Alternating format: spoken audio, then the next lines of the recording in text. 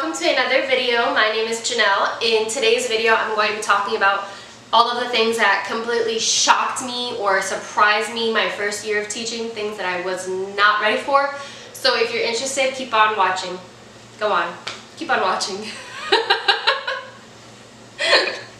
Before I really get into all of the details, I do want to say if you are going into your first year of teaching or if you're in school for teaching, it's not bad, it's great, I love it, so don't be discouraged by anything I say. I just like to joke a lot.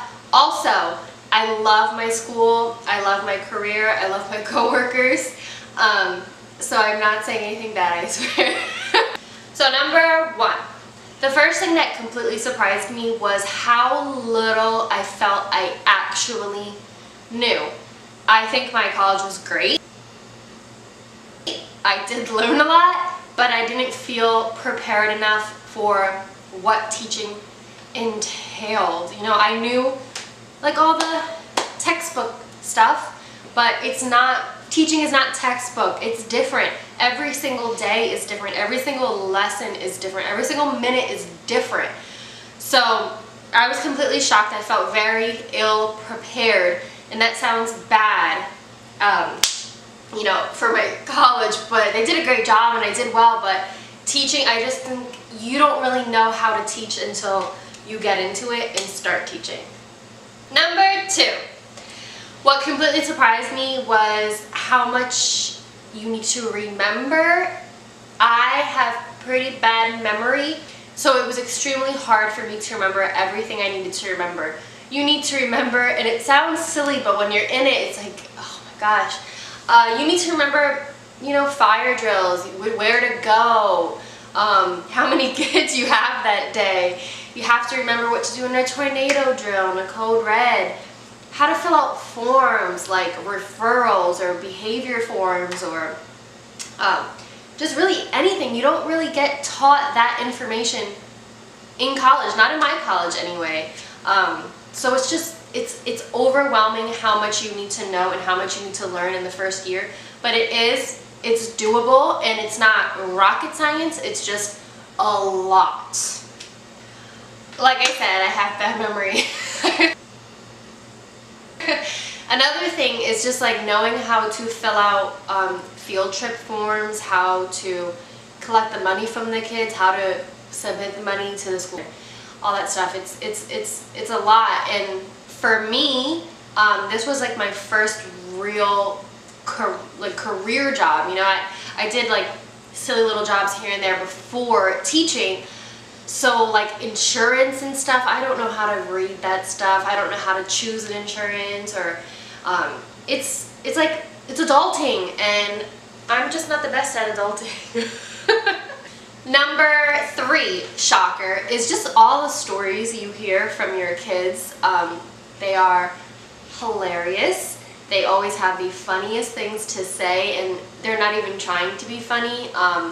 I remember one homework assignment that I gave my kids. They just had to listen to a story from their parents and write the story in their own words. And one of my kids wrote something about how their father was at a football game, and he ran out onto the field and got arrested. So you get really funny stories like that.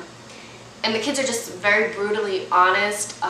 They're never trying to be mean, or maybe sometimes they do try to be mean. They're very just genuine, and I love that. I love teaching, and you'll be surprised in how much space you have in your heart for your kids. I love all of my kids.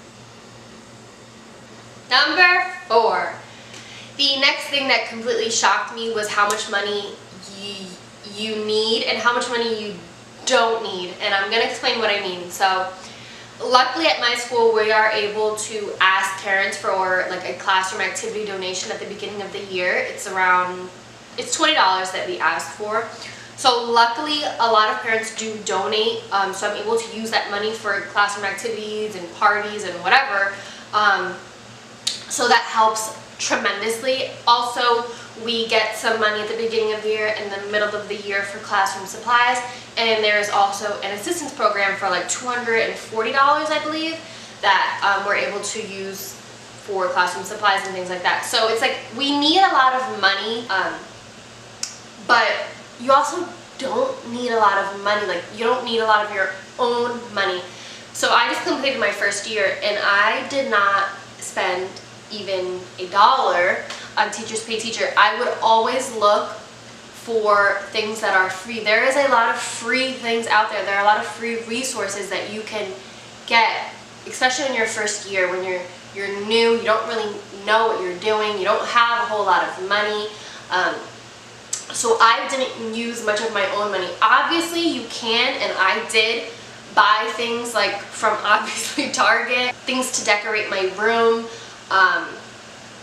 cute just like crafts and things, but you don't have to.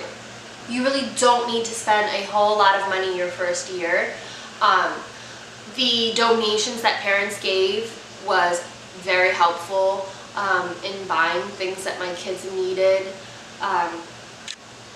As a first year teacher, I obviously didn't start out with a whole lot, but I got very, very lucky.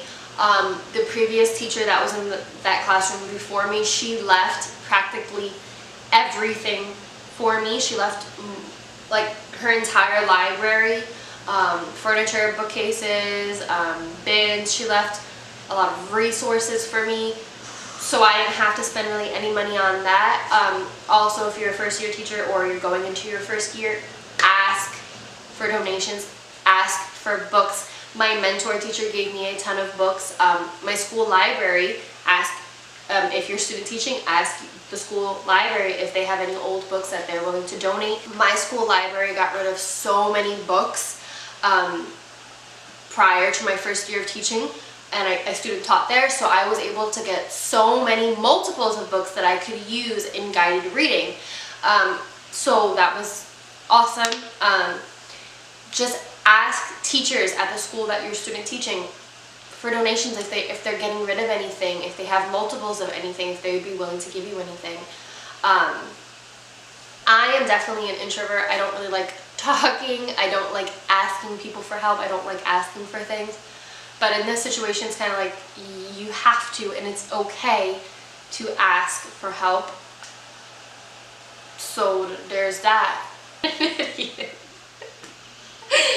Number 5, what completely shocked my system was how tired you're going to be.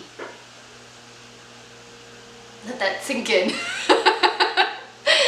So at my school, we don't really have to be there until like 7:30, but as a new teacher, I wanted to get there early. I like to kind of settle in before my kids get there.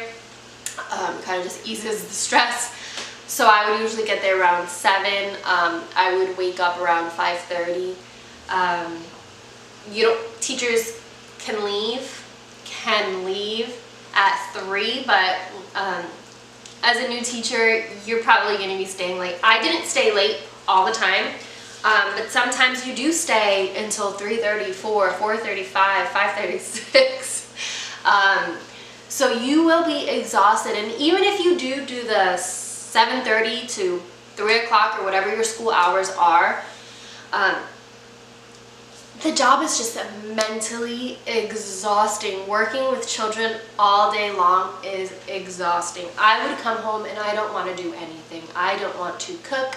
I don't want to shower. I don't want to do anything. I just want to go to sleep. So that was complete shock to me. I didn't know how tired I was going to be. The bags under my eyes get very serious. Number 5 or number 6, because I don't remember.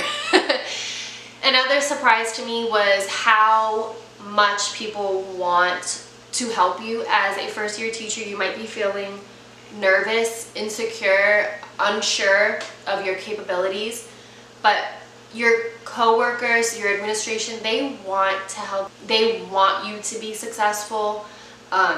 So don't be afraid to ask for help. I am someone who does not like asking for help, but sometimes in situations like this where you're new, especially if you're going to a completely new school where you didn't student teach, people want to see you do well. They care about you.